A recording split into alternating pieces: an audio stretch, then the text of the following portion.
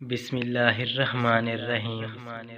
ایک عورت کہتی ہے کہ شادی کے 17 سال بعد میں اس نتیجہ پر پہنچی کہ مرد خدا کی خوبصورت ترین مخلوق ہے۔ وہ اپنی جوانی کو اپنی بیوی اور بچوں کے لیے قربان کرتا ہے۔ یہ وہ ہستی ہے جو پوری کوشش کرتا ہے کہ اس کے بچوں کا آئندہ مستقبل خوبصورت اور اچھا بنے، لیکن اس قربانی کے بدلے ہمیشہ اس کی سرزنش کی جاتی ہے۔ اگر کبھی ریفریشمنٹ کے لیے گھر سے باہر قدم رکھے تو بے پرواہ، اور اگر گھر میں رہے تو سست اور بیکار۔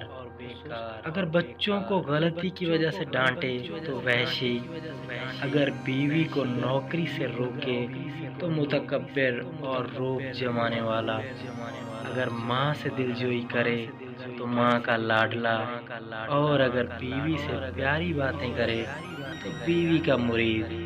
اس کے باوجود مرد دنیا کی وہ ہستی ہے جو اپنے بچوں کو ہر اعتبار سے خود سے بہتر دیکھنا چاہتا ہے۔ باپ وہ ہستی ہے جو اپنے بچوں سے نا امیدی کے باوجود عشق کرتا اور ہمیشہ ان کی بہتری کے لیے دعا کرتا ہے۔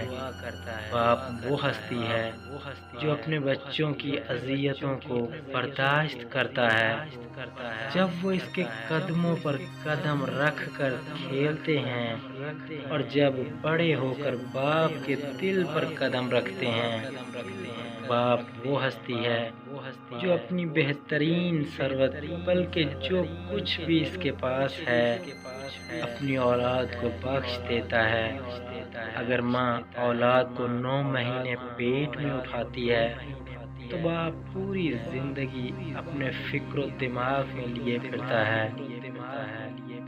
دنیا اچھی اور خوبصورت ہے جب تک گھر کا سرپرست سالم ہے۔